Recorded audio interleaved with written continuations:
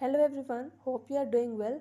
In this video, I will show how to fix if mobile data isn't working on Galaxy A16 5G. Before starting this video, please subscribe to this channel. Let's start our video without wasting any time.